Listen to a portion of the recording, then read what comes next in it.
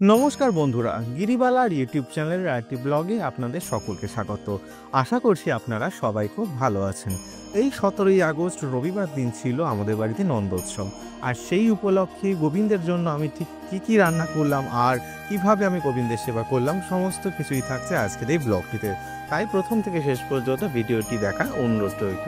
তবে চলুন শুরু করা যাক আজকের এই নন্দোৎসবের ভিডিওটি। নন্দোৎসবের দিন কিন্তু আমাদের বাড়িতে ভোগ হয়, ঠাকুরকে ভোগ নিবেদন করতে হয়। তো সেদিনকে কিন্তু আমাদের বাড়িতে যেই ভোগগুলো হয়েছিল তা হলো খিচুড়ি, 7-8 রকমের ভাজা, পাঁচমিশালি তরকারি, চাটনি, পায়েস, আলুর দম, পোলাও এবং পনিরের তরকারি। তার সঙ্গে বিভিন্ন রকমের মিষ্টি, খাজা, গজা, নিমকি সমস্ত কিছুই ছিল কিন্তু ঠাকুরের ভোগে। নন্দোৎসবের দিন আমাকে 4টের সময় ঘুম থেকে উঠতে হয়েছে। তারপর ঠাকুরের বাল্য সেবা দিয়ে কিন্তু রান্নায় চলে এসেছিলাম, কারণ তারপর কিন্তু আছে মনসা পুজো। তো মনসা পুজো করবার আগেই কিন্তু আমি রান্নাটা কিছুটা কিন্তু এগিয়ে রেখেছিলাম, না হলে ভক্তি তো অনেকটাই লেট হয়ে যাবে। আমি প্রত্যেকটা পুজোতে কিন্তু পায়েসটা আগে করিয়ে নিই, কিন্তু এবছর আর করতে পারবো না, কারণ দোকানে একটুও দুধ ছিল না। তো সেই কারণের জন্য কিন্তু পায়েসটা একদম আমাকে শেষে করতে হয়েছে।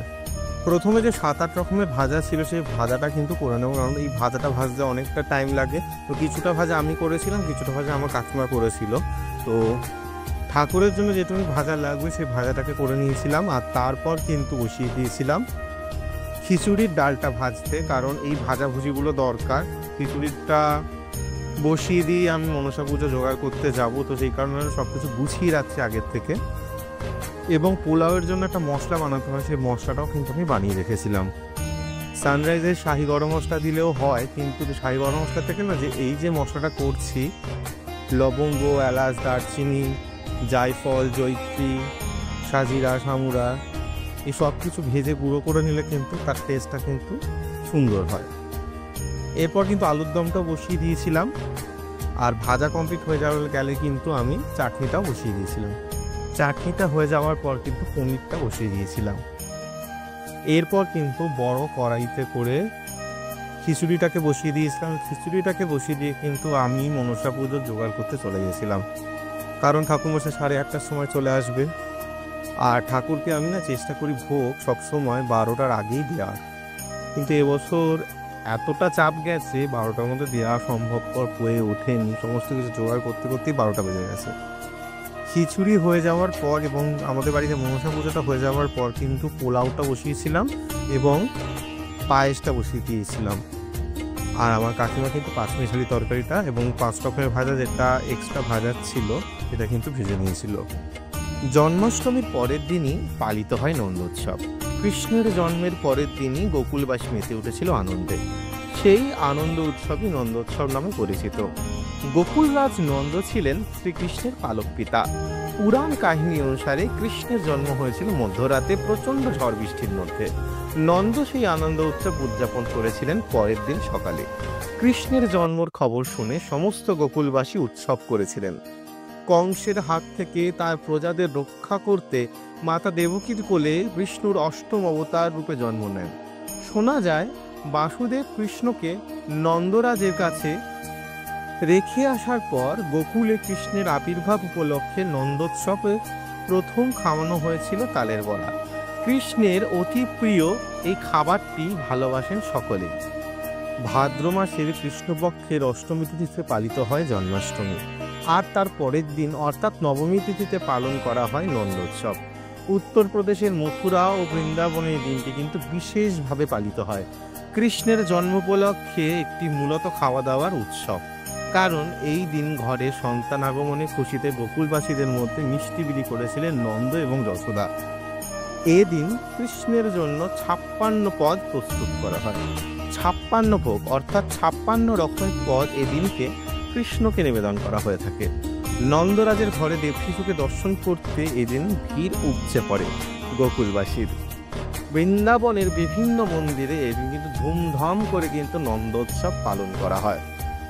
এই যে ভগবানকে যে 56 ভোগ দেওয়া হয়, 56 ভোগ দেওয়ার রীতিটার পিছনে কিন্তু রয়েছে একটি পৌরাণিক কাহিনী। কি সেই কাহিনী? যখন গোকুলে ইন্দ্রের কোপে বন্যা হয়, তখন কিন্তু সমস্ত গোকুলবাসীকে রক্ষা করবার জন্য ভগবান শ্রীকৃষ্ণ কিন্তু নিজের কনিষ্ঠ আঙুলের মধ্যে গিরি গোবর্ধন ধারণ করেছিলেন।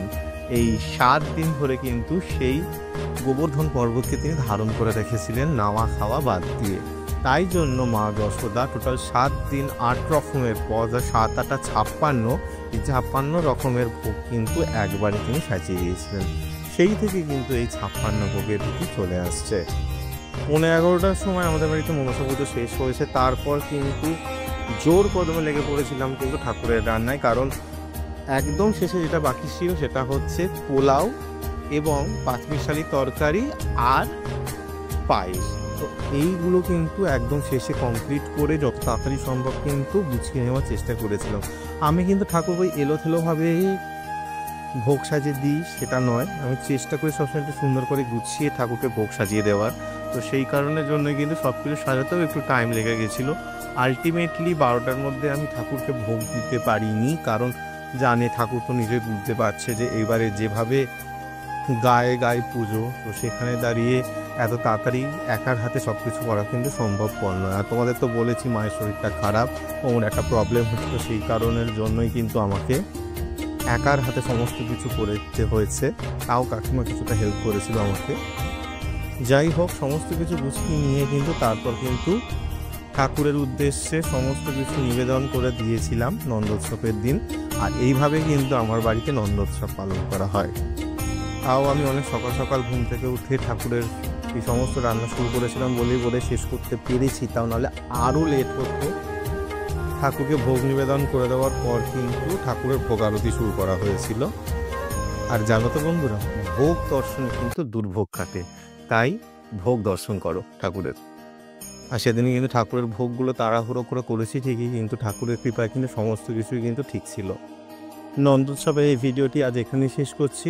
ভালো থাকবেন, সুস্থ থাকবেন। আর হ্যাঁ, আমার চ্যানেল যদি প্রথম হয়ে থাকেন প্লিজ সাবস্ক্রাইব করতে কিন্তু ভুলবেন না। ততক্ষণের জন্য নমস্কার।